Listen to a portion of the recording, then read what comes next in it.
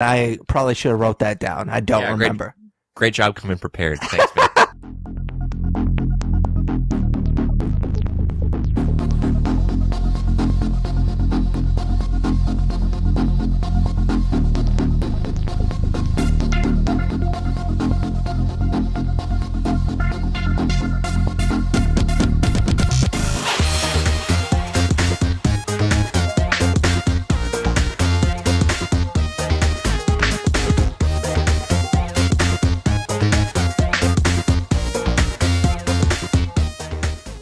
Welcome to another episode of the Nerds You're Looking For podcast, a nerd culture podcast that discusses nerddom through various segments.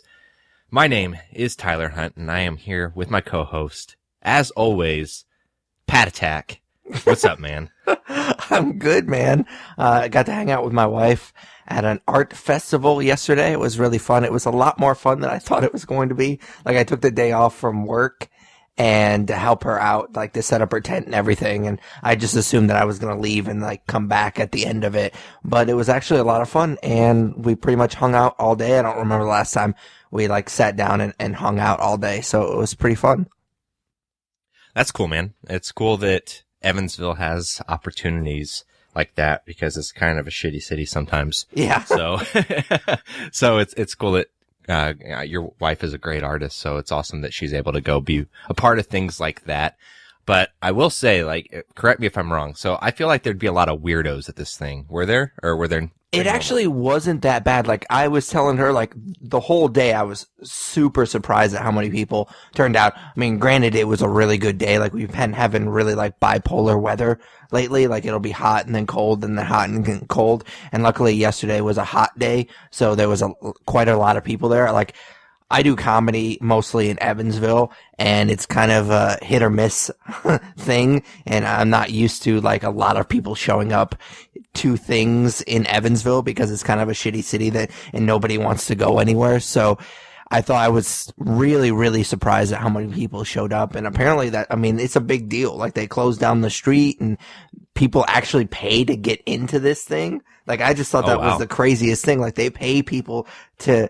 They charge people to come in, and then people will go and spend money. Like, we made quite a lot of money yesterday. I mean, that wasn't the reason ultimately it was kind of the reason we were doing it. But at the same time, it was just kind of cool that she has a little thing that she can do to sell her art, because it's not the easiest thing to do in Evansville. But to answer your question, there was quite a few weirdos. Like, we literally had a woman come up to us. It was like right before we were closing down. She was obviously drunk. And it was only like 3:00 on a Saturday.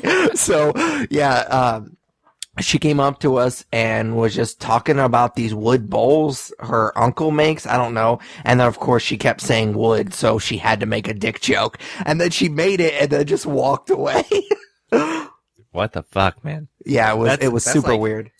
That's such an Indiana thing to do. Is like, we're gonna pregame this art festival. Yeah. Or did you say it was on Franklin Street? Yes. Oh, no. They were having one on Franklin Street, and this one was downtown. So they were kind of doing two different things in Evansville at one time, which is surprising that we got many people to show up, because it's usually like if you have two big things going on at once, like nobody shows up for either one of them. So where did this lady get hammered at 3:00 in the afternoon? Well, it was Haney's Corner, so you have a couple of bars right there, okay. But I mean, it just looked like she was hammered all the time. That was just her natural state. Yeah, that's just her default setting. Well, I'm glad we can laugh at her problem, her expense, and her alcohol problem. So good stuff. Yeah, it was a lot of fun. I enjoyed it. Yeah, man, that's pretty cool. All right, so if this is your first episode, we kind of just start off each episode by just checking in with each other. We call it What We're Into. So what are you into this week? So for what I'm into this week, I actually want to talk about pizza. Okay. And I'm going somewhere with this, so stick with Matt Hurt's cat. No. Sorry, Matt, if that seemed insincere, but no, I'm not going to talk about Matt Hurt's cat. So as we've talked about on the podcast multiple times now, I live in the Cleveland area, and something that I've really struggled with up here is that there is pretty much legitimately no good pizza places. in Cleveland that I've found. I've been recommended some places I haven't gone to yet, but the last time I went to a place recommended by a local, it was garbage and it tasted like frozen pizza and it ruined my birthday. So I feel like there's more to that story. Maybe I'm being a little bit of a baby about it, but like in all honesty, I don't know if it's just because I grew up with a certain type of pizza, like the St. Louis style pizza that you find in a lot of Una places in Evansville or what, but the local pizza places up here just kind of blow. And I was having that conversation with my buddy Jake, who lives in Seattle, and he brought up this show on Netflix called Ugly Delicious. And that kind of got me into this show, which is really what I'm going to talk about today, not just pizza. So, this show, Ugly Delicious, stars Chef David Chang, and each episode of the show focuses on a specific type of food. And I got through the first 2 episodes. The first episode is about pizza, which kind of is what ties it all together. And then episode 2 was about tacos. And of course, given where my head's at with my pizza situation, I'm going to predominantly talk about that first episode. And I think that there's a pretty interesting concept to the episode. Sure, it's about celebrating food and highlighting different varieties of pizza, but at the end of the day, like, what it's really doing is debating the question of authenticity, which I thought was interesting. Everyone has their own opinion about pizza. Like, obviously, I have a very strong opinion about pizza, and the people featured alongside David Chang in this episode are debating whether the use of traditional ingredients and methods are essential to a good pizza. And we see a lot of interesting things in this episode. We see people that are strictly by the book and refuse to experiment with the idea of pizza, and it's pretty much just crust, tomato sauce, mozzarella cheese, and classic ingredients like pepperoni and sausage. And then there's, of course, a look at some like the crazier pizzas that they could find, like sushi pizza and some other like Japanese dishes that are at its core are pizza related. So in that regard, it's kind of a cool cultural story through the lens of food. There's part of the episode that I really liked, which is where David Chang goes to Domino's, which they all say is fine pizza. And David Chang basically says he's not above ordering Domino's, which is kind of funny to watch because he's an extremely talented chef and, you know, he's eating fast food on this show. So it's kind of cool to hear him talk about that. But, the mindset that comes from this segment at Domino's that I really liked, and I think that David Chang even says it straight up at one point, is that he hates being told what he can't like, which I think is a pretty interesting concept around food. And the more I watch like Iron Chef and these shows with big chefs on it, like the more that I really like that mindset. So the one thing I will say about this episode that I didn't really like is that it didn't really scratch the surface of pizza. They never really get past the New York versus like things from authentic Italy. So we don't see things like Chicago style or St. Louis style or the tons of variety of pizza throughout the United States or like Detroit style. But I guess at the end of the day, that's not what the episode was trying to accomplish. But I think that it could have definitely shown a lot more in it and explored more of a variety. Another thing that's been hard to wrap my head around with this show is that the people featured, especially David Chang, are all pretty douchey and say douchey things. And that makes it hard to enjoy because I was just constantly rolling my eyes. Like Aziz Ansari's on it, and I like Aziz, and Master of None is amazing, but you know, he's kind of a foodie, and that kind of comes across in Master of None, and he says some douchey things, and it's just a lot of it's pretty pretentious, which I didn't really like too much. So overall, it's a cool concept for a show. And when you're on a diet, it's kind of like watching porn while being celibate. But I can't say that I totally recommend it just for the douchiness factor. But there are some other episodes in there that kind of intrigue me a little bit. So I may kind of, you know, selectively pick what I watch from this show going forward. Yeah, we were kind of talking about this off recording, but my wife is a huge fan of these types of shows, and I've actually seen an episode of this show where he goes, I believe, in like New Orleans and like Louisiana and talks about crawfish And like, Oh, yeah? there's different ways to cook it and stuff like that, which I would never eat. I don't really eat seafood anyway, so that doesn't really interest me, but she's a big fan of this show, and I completely agree with you with the douche factor. Like, it was really hard for me to watch the show, sit down and watch it with her. Plus, I'm not interested in crawfish either. Maybe if I had watched the pizza episode, maybe I would have liked this show a little bit more, because I'm very, very passionate about pizza. Literally, I think we were talking about it off recording. I don't remember, but when we were in the guests on the Evansville podcast, that came up. And I guess that he was helping with another podcast that was doing like a pizza eating thing in Evansville, and we trash Evansville a lot. But one good thing about Evansville is there's a lot of really good pizza places around here, and I love pizza, and I've tried most of them, and Rounders on Mill Road is the best pizza in Evansville.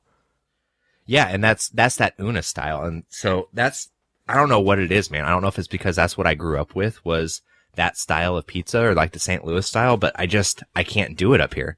I've only lived in 2 cities besides obviously like the Cleveland area I live now, and that was Evansville and then in Bloomington when I went to IU. And IU also has, obviously it being a college town, tons of pizza places, and a lot of them are really good. So it's just kind of blowing my mind what the people up here accept as good pizza, because it is hot garbage for sure. I mean, let's be real. Like, there's no such thing as really bad pizza that's unedible.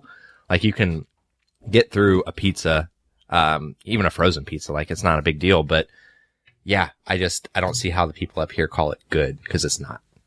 Yeah.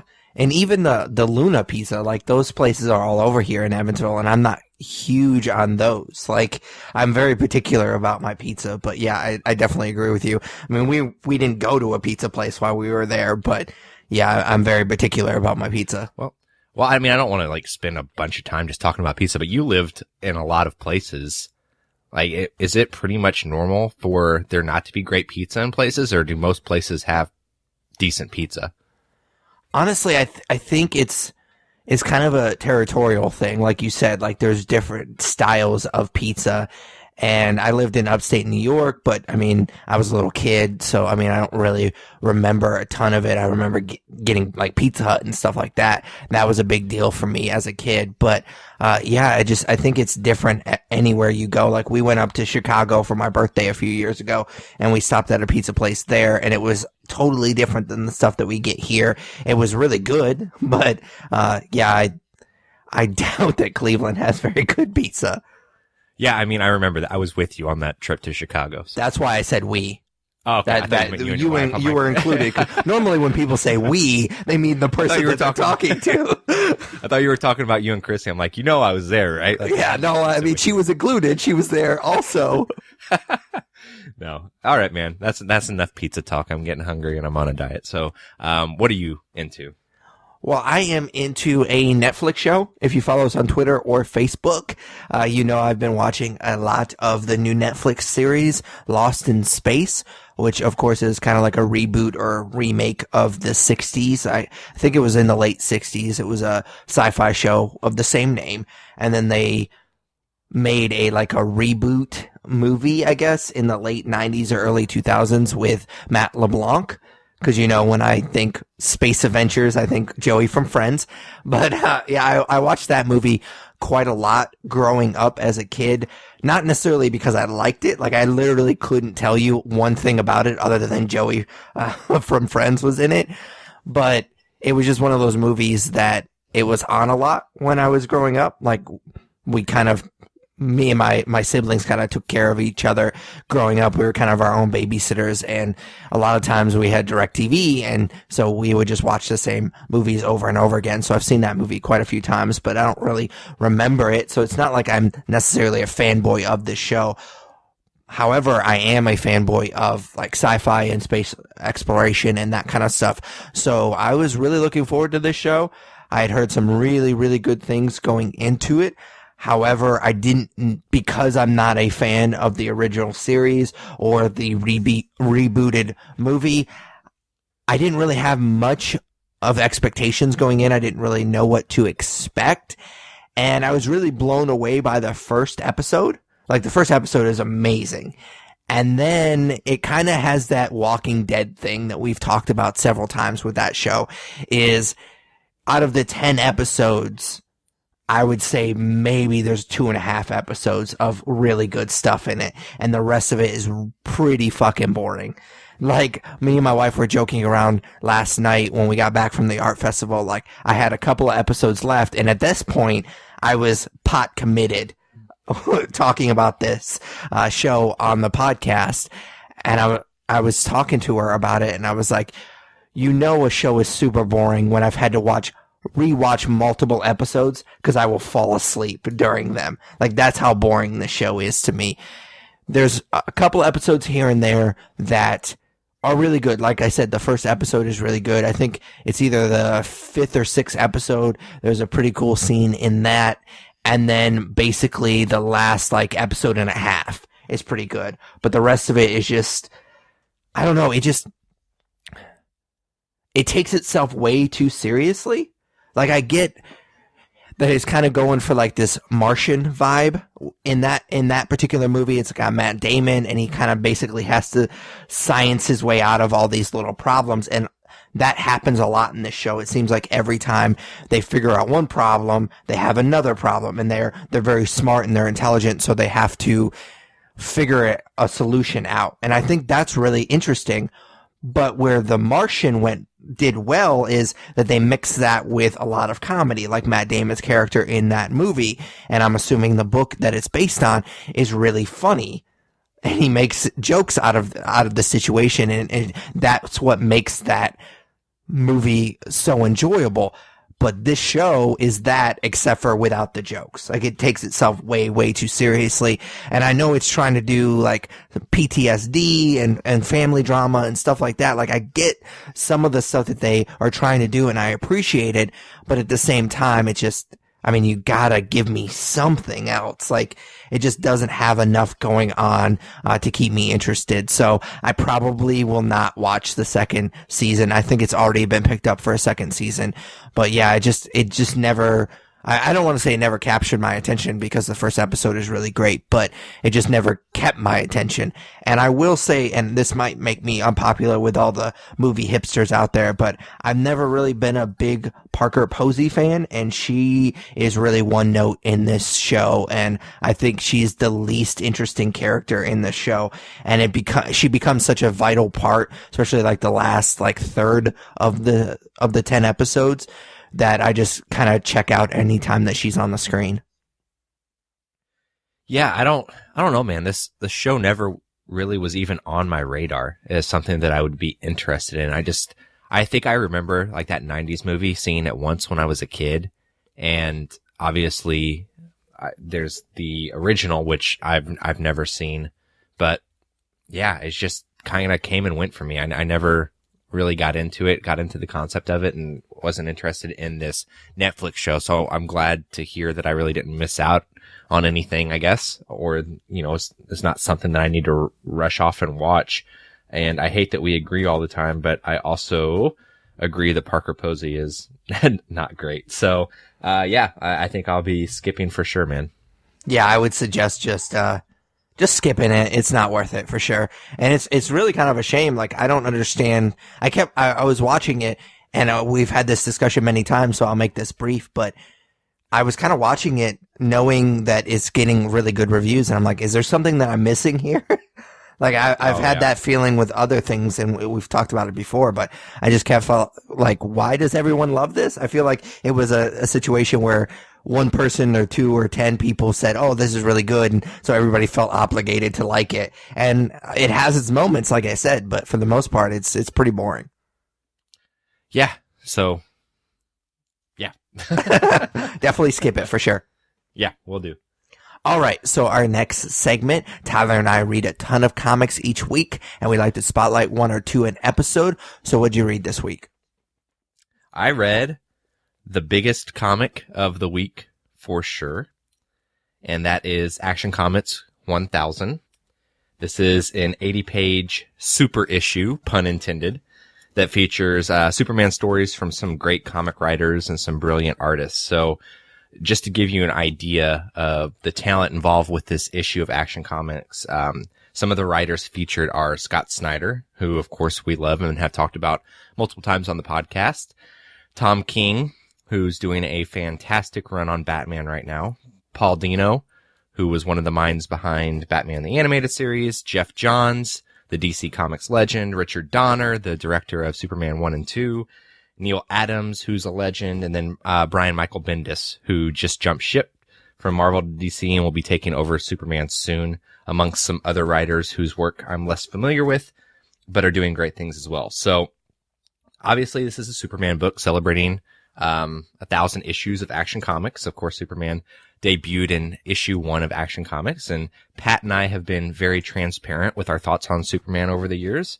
So I'm going to leave that to the side and just talk about this book as a whole and the legacy that Action Comics has created. So, like I mentioned, this book contains quite a few short stories that all examine a different part of the Superman / Clark Kent mythos and celebrate the character in varying ways. And when you have this many short stories, some are going to definitely hit better than others, but I can say with confidence that none of these stories were bad.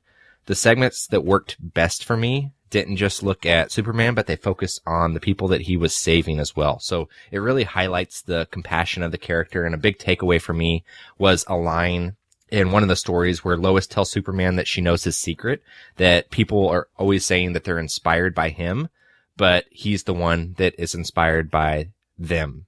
So that mindset kind of brings a human element to the table, which is needed when you're telling stories about an alien god living amongst us. So with stories that focus on this, it's easy to tell that this comic does a really good job of not only exploring the character, but also exploring, what it means to be a hero and what it means to step up in those regards. Kind of the same thing as the Wonder Woman movie kind of explored. So the only complaint that I have for this large issue comes from the Brian Michael Bendis segment, which actually closes out the issue as well. So his segment is basically a preview for his upcoming run with the character that starts at the end of May. And it's not really a celebration of Superman or being heroic like the other stories were, which was very disappointing, but in the end is something I can forgive. So, I mean, overall, at the end of the day, like, this is the type of event issue that reminds you why you love this stuff and why it's so ingrained in your life and your personality. I don't care what your thoughts are on Superman, and I'm not speaking directly to you, Pat. I mean, just like in general, I don't care what someone's thoughts are on Superman. This book is basically a celebration of superheroes, comics, and their prominent place in pop culture. So say what you will about the character, but I mean, Action Comics #1 really led the way for the wide world of nerddom that we love today and the wide world of superheroes that are very, very prevalent in pop culture. Yeah, I mean, obviously I'm not going to get into my thoughts on the character itself. I've made that pretty clear on past episodes, but I will say in Superman's defense, and you kind of brought it up a little bit, like, he was really the first real superhero and he became so popular. They didn't know going in that, I mean, just so many issues later and so many years and decades later that we'd still be talking about this character. They just thought that they were making this fun story and it kind of snowballed from there. So, I mean, you can't really complain too much, even though we do sometimes, about the character, because they didn't realize it was going to become this phenomenon. And he really set the stage for the Spider-Mans of the world and the Batmans of the world, where they can be more flawed characters. And that's my main concern with Superman, is he really doesn't have that flaw. Yeah, kryptonite, but that didn't come until years later. So the fact that he's this huge character that can't essentially be killed at all, like he doesn't have any of these flaws. Like, if he didn't exist, then there wouldn't be a market for the Batmans and the Spider-Mans that would come later that do have those flaws. And that's why I really love those characters. And obviously he plays a huge part in that because he came first. Yeah, man, for sure. So what did you read this week? So I actually got to read something, get caught up on something that I talked about. I think it was, I mean, it would have had to been last month or a few weeks ago, and that's Lucid Dreaming. This is a book that is written by one of my favorite musicians, Max Bendis of Say Anything. I'm a huge fan of him as a musician, not so much as a comic book writer. I've talked before that he's not my favorite writer. I think that he can be a little too wordy at times, and I think that kind of comes with the territory with somebody that's not used to the genre of comic books. So I think he's getting better, but yeah, I've talked about before that I'm not a huge fan of him as a comic book writer. He writes Moon Knight for Marvel, which I've never really gotten into that character. I really wanted to read it because he wrote it, but I just never did. So I don't know. I can't really talk about how I feel about that book, but I'm really digging Lucid Dreaming so far. The first issue does take a little bit to get going, but like I said, the last time I talked about it, I really enjoyed it. The art style is really cool. I like how they use really bright colors and it kind of jumps off the page. This particular issue, issue number 2, is a little wordy. Like they get into a little bit more of the exposition, which doesn't get explored too much in the first issue. So I knew it was coming. Like eventually you have to start explaining some of this stuff. But I think they kind of do it in, I don't want to say Deadpool-esque way, like they don't break the fourth wall or anything, but they kind of almost poke fun at themselves about it. Like at one point, Lucy's parents are explaining how everything works, and literally it's just feeding us exposition, and eventually she just cuts him off and she's like, I'm sure that there's more exposition for you to explain to me, but I'm too tired, I'm gonna leave. And so I thought that that was pretty cool that they recognized that they were going a little long-winded with it and kind of almost used the character as a way to kind of pump the brakes a little bit. So I appreciated that. And one thing that I'm really digging, and it's made me like it's kind of weird because it's hard for me to compartmentalize this. So Max Bendis, I almost called him Mark for some reason, I'm not sure why, but he wrote a comic a long time ago. It was years ago, and I think I talked about the first issue way back, called Evil Empire, and he makes a joke about Planet of the Apes, and I did not take too kindly to that, so I didn't really keep up with that particular comic book, and I don't think that he is a fan of all of this. Like, obviously he's a fan of comic books. He would have to be, but he does kind of make little jabs here and there about certain things in pop culture that I love. And it's kind of hard for me to compartmentalize my love for his music and the fact that he doesn't like the things that I like. But one thing that I noticed in this particular issue, and I hope that it's something that continues with further issues of this book, is that he's almost kind of like, I don't know how to explain it. Like, he's almost kind of like, almost paying it's almost like a love letter to certain things. Like, he's kind of almost paying homage to certain like sci-fi movies and stuff like that. Like, so I'm starting to really, really dig it quite a lot. Like, he's almost like, I mean, how do I explain it? It's just the way that he puts Lucy in these particular situations is kind of like he's breaking down what makes these things cool and fun, and it's really, I'm just really starting to dig this comic quite a lot. And each issue, I mean, there's only been 2 issues, but both issues have had little cliffhangers at the end of them, and I'm really invested to see where this goes. Yeah, any writer that takes jabs at Planet of the Apes is good in my book. So fuck you. No, just kidding. Yeah, for some reason, whenever you talked about this comic the first time, I thought that you weren't going to continue with it. So it's interesting that it sounds like it got better. Oh yeah, for sure. So I don't know. Maybe I'll check it out. What publisher was this? I want to say it's Boom, but I probably should have wrote that down. I don't remember.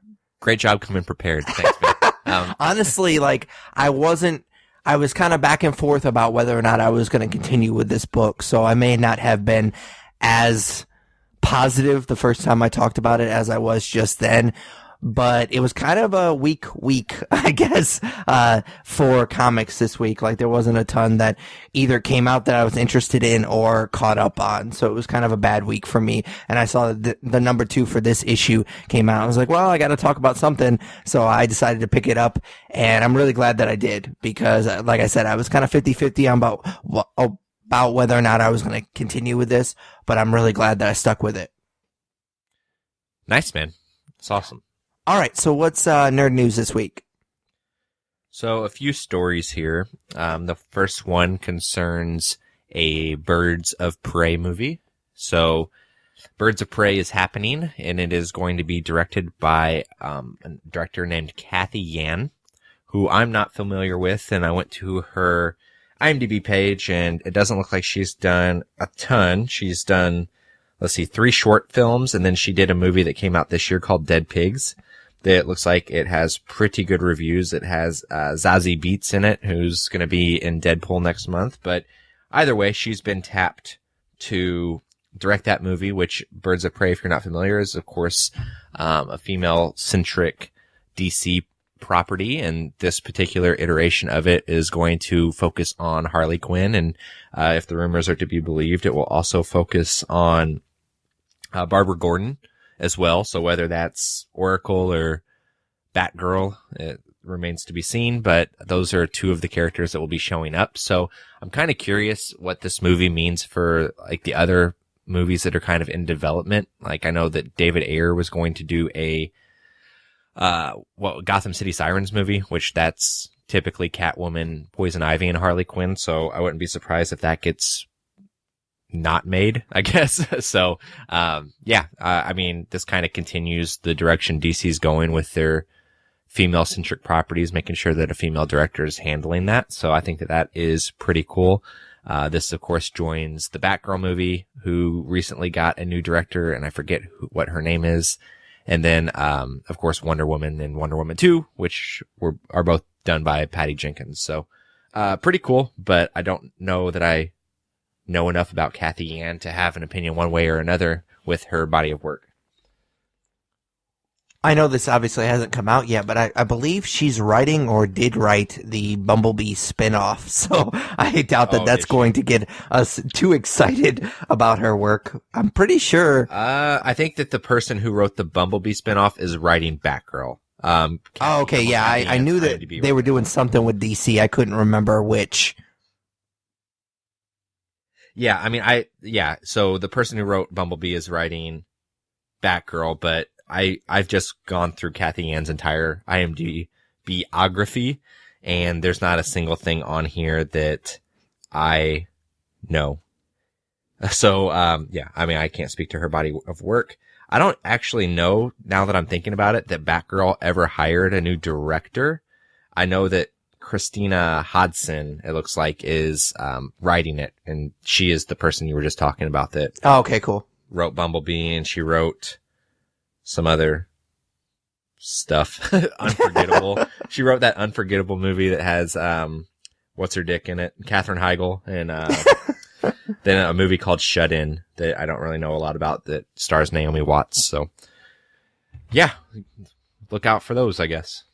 Yeah. It's kind of hard to comment on somebody that you don't really know, but I will say that hopefully they made a good choice. I guess we'll find out, but it seems like that they might be going the right route now. That finally they finally course corrected. Because if you were to believe the reviews for her one movie that you mentioned that it got good reviews, then maybe she's one of those up and coming directors that we just haven't heard of yet, that hopefully will do good things, and maybe they're kind of course correcting their cinematic universe a little bit. Yeah, I definitely know they're very much focusing on Harley Quinn, it sounds like. So they're like taking one of the better things about Suicide Squad and trying to capitalize on it. So we'll see how that goes. For sure. Speaking of DC, Steven Spielberg is going to be directing a Black Hawk movie, which is a character I don't know very much about. I did some research on it, and it sounds like he's kind of like a World War II era hero, and They made it sound, obviously the big thing is Steven Spielberg a few summers ago said that superhero films were going to go the way of the Western. And now he's kind of attached to a comic book property, but it sounds like it may not be so much a superhero movie as it is like a World War II movie, which obviously he jizzes his pants over. So, so he's doing that. Again, don't know a ton about the character, but it sounds like it's going to be a comic book related World War II movie.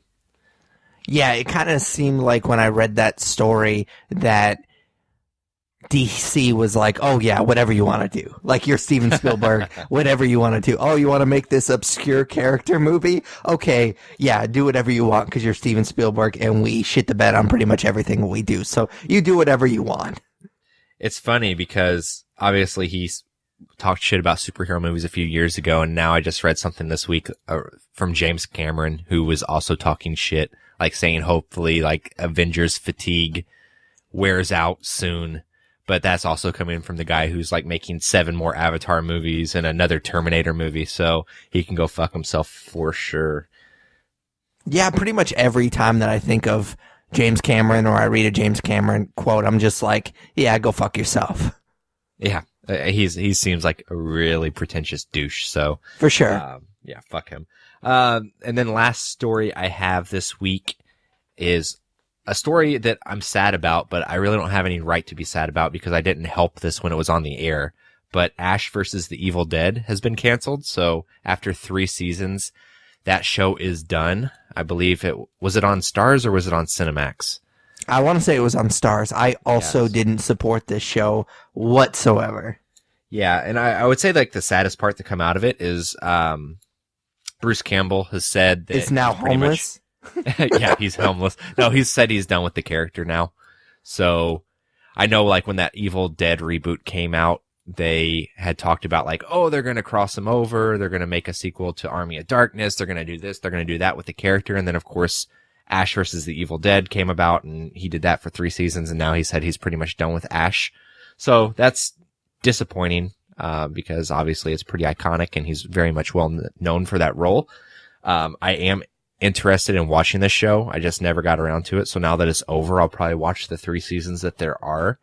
But yeah, I can't really be too upset because I did not fucking watch it when it was on. So let's be real though.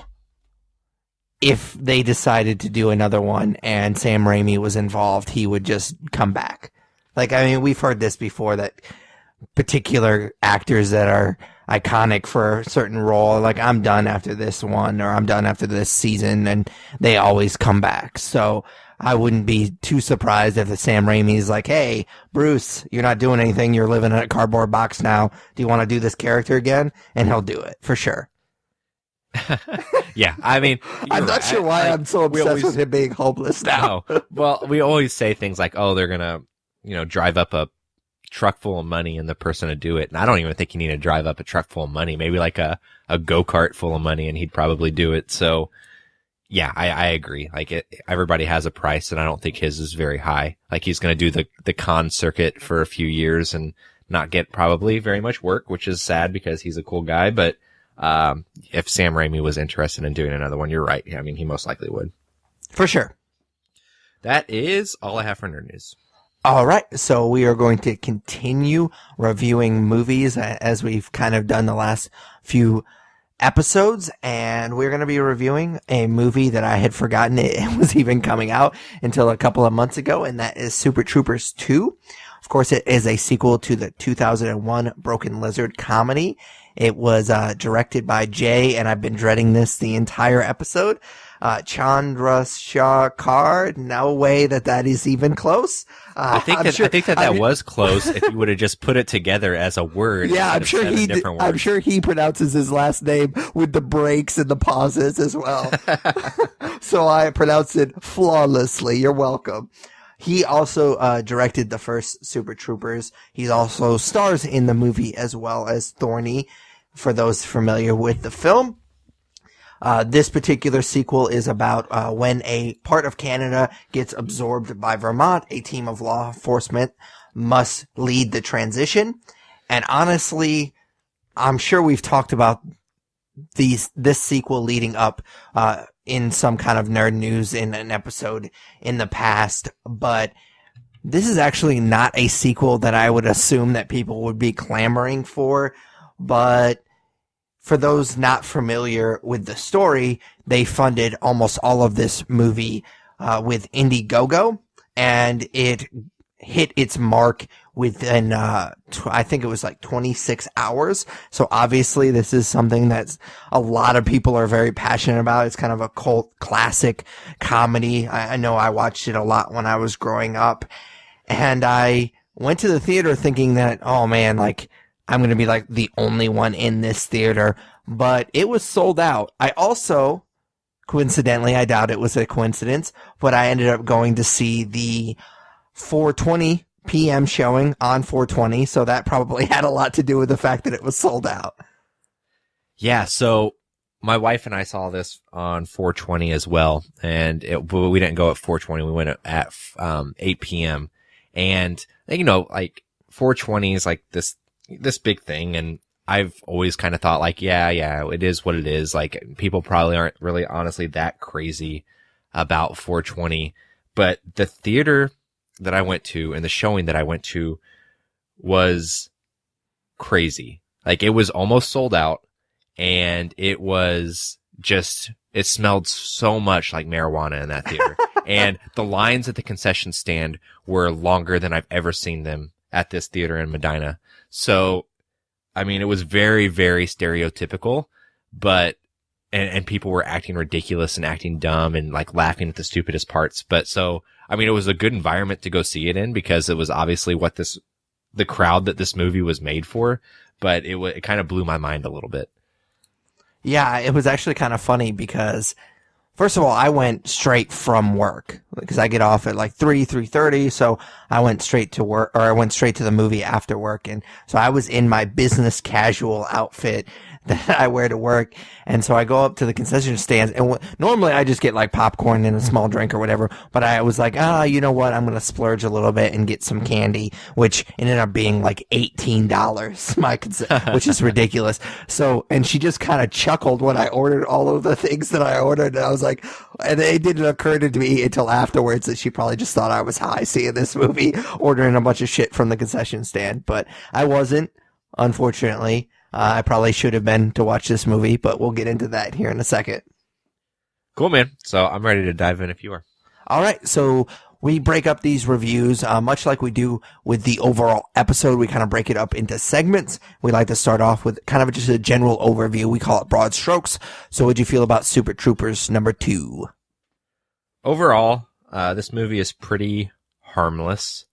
It's a big dumb comedy that doesn't do anything crazy and revisits the same type of humor that we saw in the first Super Troopers. And there are definitely some aspects of the story that I didn't like, but at the end of the day, this movie is what it is, a comedy released, like we said, on 420 with lowbrow humor that drew some laughs here and there. But yeah, I mean, there was a nostalgia factor with the first movie that I really liked, and I kind of liked revisiting these characters. But overall, I mean, you know what you're getting yourself into, and it's not great.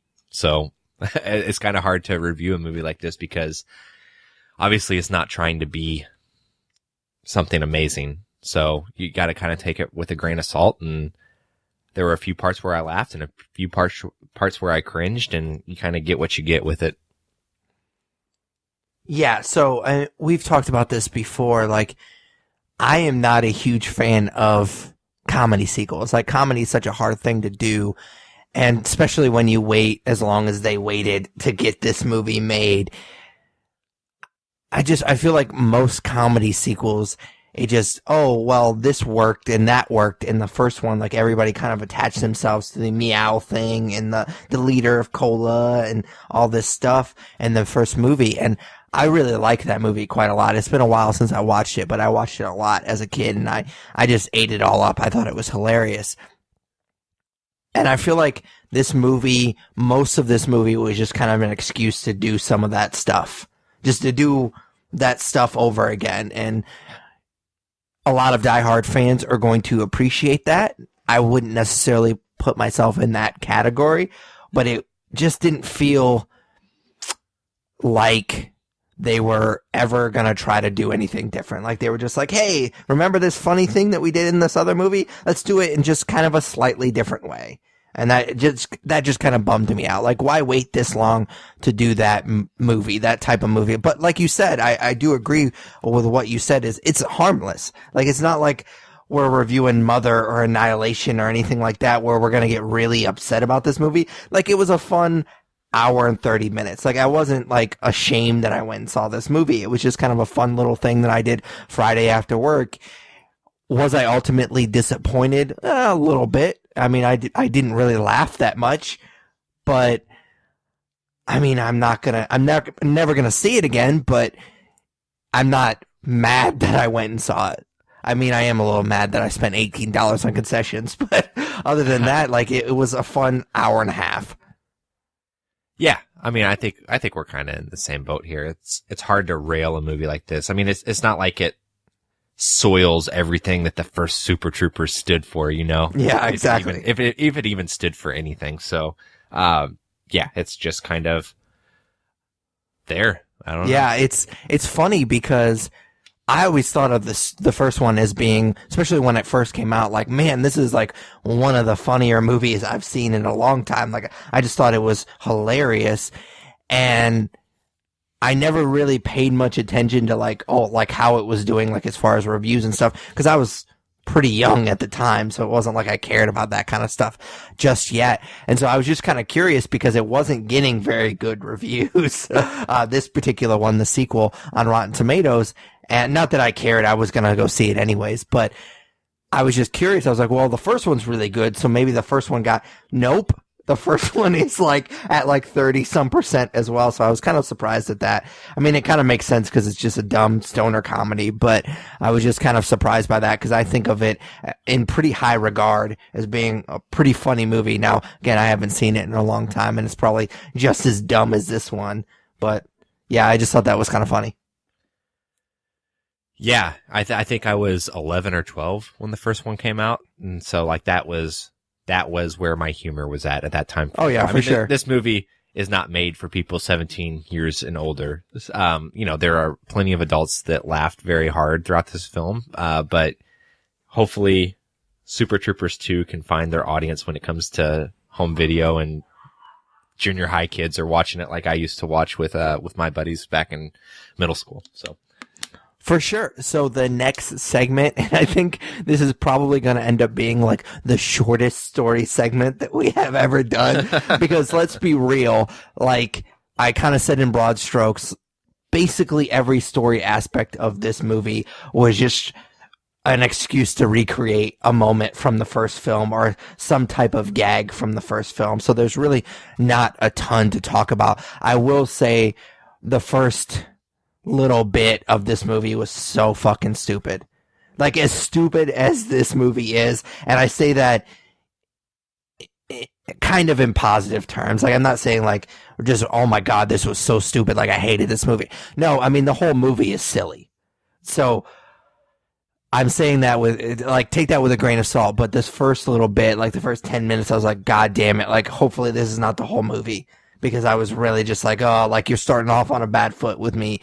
But then, I mean, once you kind of get past that, it's not that bad. I mean, the whole Vermont thing, like Canada becoming part of Vermont, like that was fucking stupid. But it was just a way for them to interact with Canadians and kind of make a lot of Canadian versus USA jokes and that kind of stuff and have the Mounties. And I mean, the story is not why you're watching this movie anyways. Yeah, I mean, the story is where I was definitely the most disappointed for sure. And I think that the reason I hated the opening scene so much is because, like you said, it was so dumb. And that first Super Troopers, the opening scene is so good. Yeah. And, you know, so you said you haven't seen it in a while. I watched it Thursday night for the first time in years. And is it as funny as I remember it being? No. But still, that opening scene with the kids in the car with the drugs, like, still held up. It was still really funny. And so it was very disappointing that the opening scene of this film was, spoiler alert, not only a dream sequence, but a very poorly done dream sequence. So that was weird. And for me, I don't know why comedy sequels feel like they need to get more far-fetched than the original. So like the first Super Troopers is not plausible by any means, but everything in that movie is rooted in some type of reality. At its core, it's about a police department facing closure, and they're trying to solve a drug/murder case. But this film, like you said, goes off the rails of plausibility with the idea that there's a border dispute with the U.S. and Canada, and that 70s Wonder Woman would reinstate these officers to patrol the area after they were fired from their last jobs for killing Fred Savage.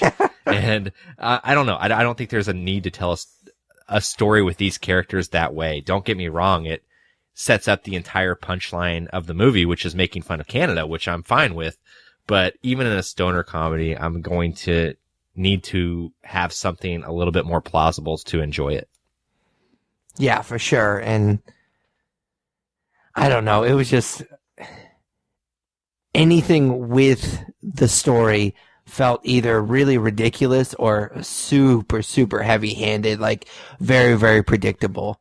Like, I knew who the villain was immediately when you see him. Like, I mean, there's no way to not know that that guy is going to ultimately be the villain.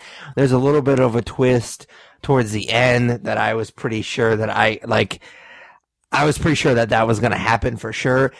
So it just, I don't know, any part of this story was either ridiculous or really, really predictable. But like I said, you're really not watching this movie for a story. Like this story is not going to win an Oscar for screenwriting or anything like that. And it was never going to be. Like, that's not what they set out to do. So it doesn't surprise me that the story was stupid. It just felt like everything was just an excuse to kind of rehash some of the old gags that they did in the first movie, which was why I felt the most disappointed with this movie. Okay, that's fair. All right, so again, performances are going to be pretty short because I don't know if these guys are necessarily the best actors in the world. They're definitely more known for their comedy and just being funny, and that doesn't always necessarily mean that they're the best actors. I think that they do a fine job or what they're asking themselves to do, which is not much. I mean, there's really nobody in this movie that I thought was doing a very good job. The accents were ridiculous. I thought the Mounties were pretty good. I mean, I'm not a huge Will Sasso fan, as surprising as that may seem, but I thought that they did a pretty decent job with the performances as far as the Mounties are concerned. But I mean, nobody's really bringing their A game, and like I said with the story, it's not like they're really asking them to. I don't know that many of the people in this movie have an A game. So, you know, like Brian Cox has of course done a lot, and Rob Lowe's done a lot, but at the end of the day, you know, I thought that the comedic timing was fine. So I can't really sit and complain about the performances because I didn't go in expecting it to be any different from the first Super Troopers. And did their acting get worse? No. I mean, it's the same stuff. So I can't, is it good? No, but I can't complain about it either. It's kind of a weird spot to be in with a movie like this. I will say that I'm not a fan of the guy that does Rabbit. Like, I just don't think that he's, I mean, as good as, none of them are good. So let's be honest with that. None of them are really that high caliber of actors, but for whatever reason, his character in particular and his style of acting just kind of rubbed me the wrong way. And apparently he's coming to Evansville soon. Like, he does stand up and he's coming to Evansville soon. I briefly considered going to the show just because I do like the first one a lot and it would be a fun story.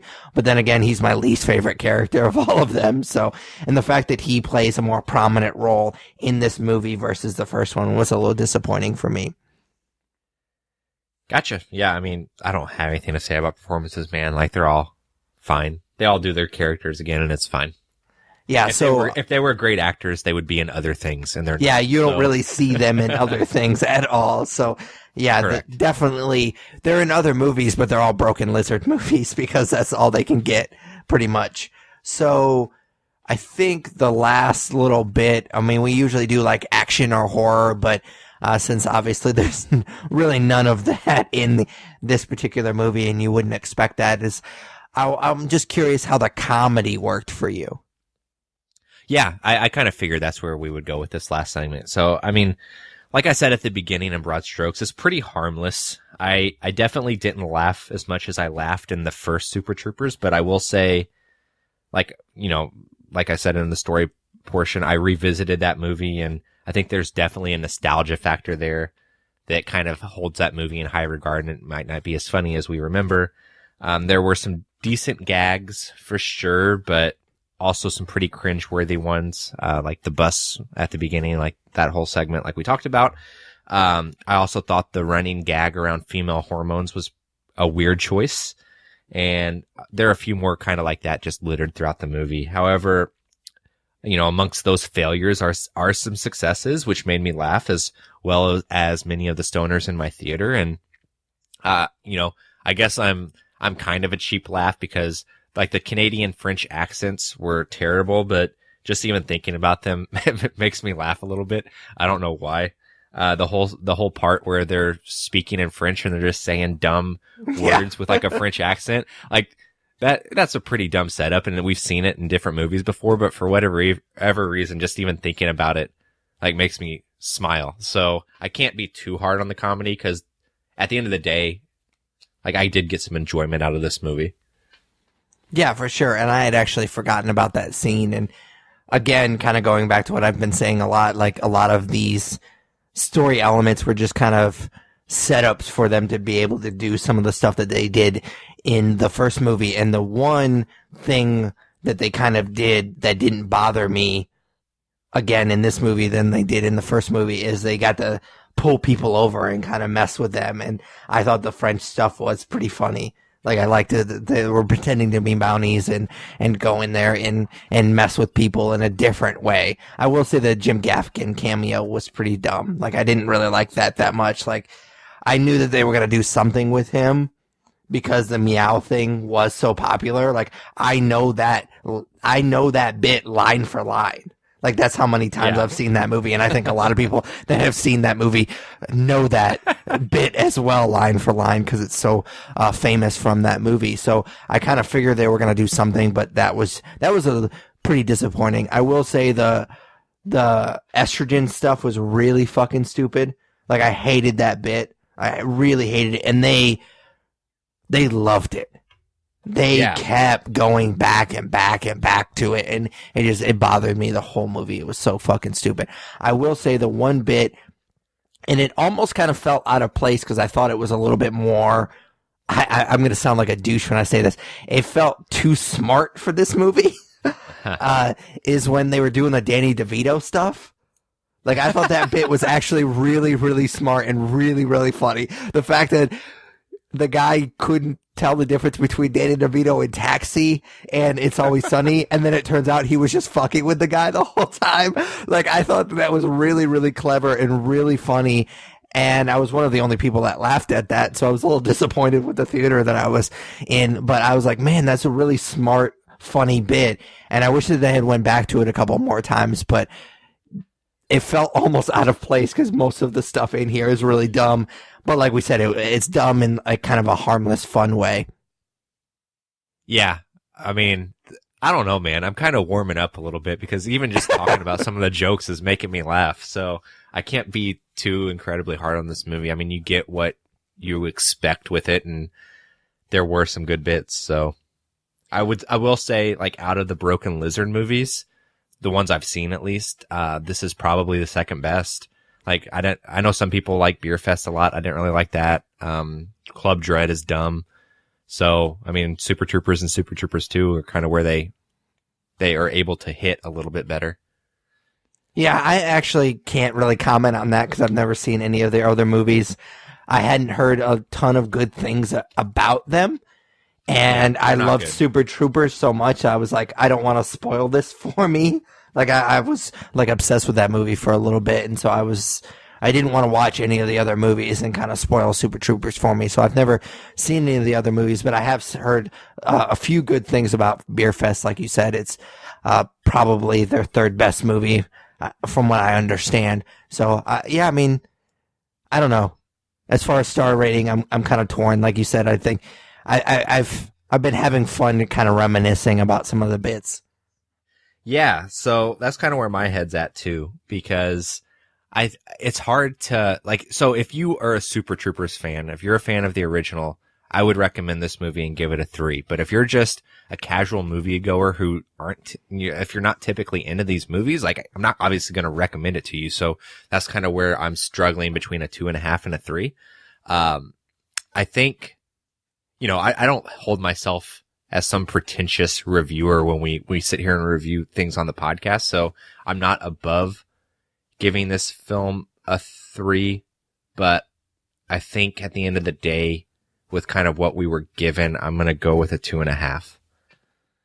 Yeah, I'm going to go with 2.5 as well.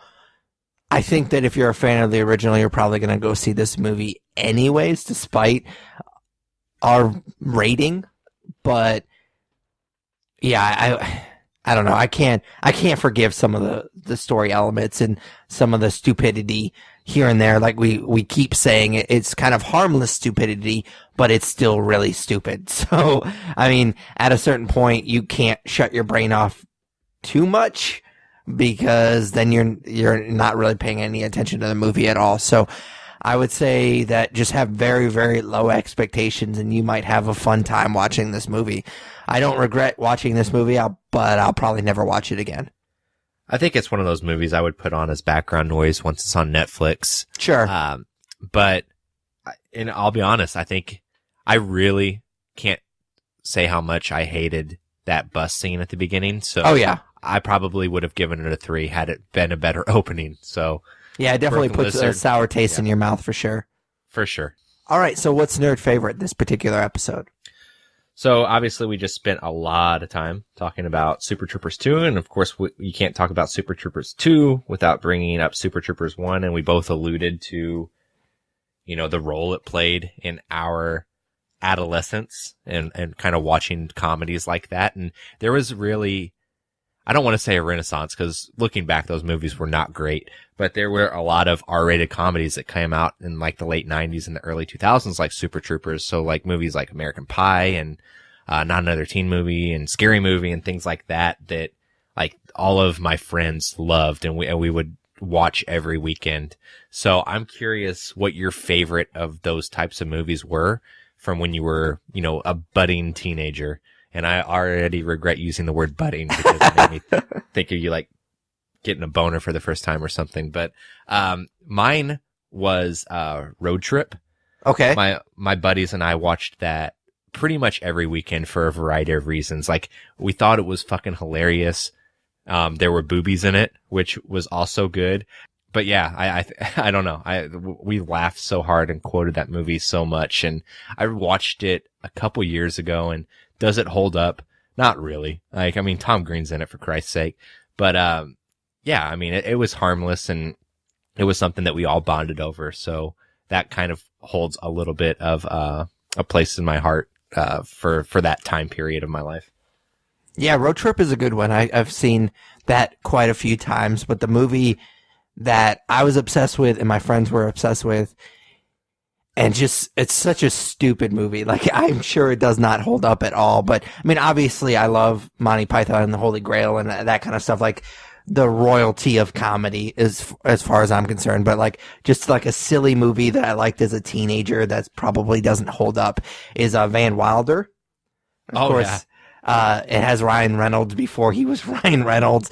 And I don't know, man. I mean, like I said, that movie there's no way that holds up. But as a teenager, we thought that was the funniest fucking movie. Like, Ryan Reynolds is in it. I'm obsessed with dogs, especially bulldogs. There's a bulldog in it. I thought that was awesome. Sugar Cult does the soundtrack for it, which is a really just terrible pop punk band that my friends and I were like obsessed with. And it's funny that I brought this movie up because I literally, on Pandora, I have a radio station, and I mean, I basically just still listen to the music I listened to in high school, but a Sugar Cult song came on and I was like, oh, like I had like a visceral reaction to it because it's not good. It is not good. But I used to be obsessed with it. I loved that they did the soundtrack for that movie, and it just made me love that movie even more. Like, it's not a good movie. Don't watch it. Like, if you've never seen Van Wilder, it's not good, but it definitely holds a special place in my heart because we were just obsessed with that movie and we thought it was so funny and we loved the music and all that good stuff.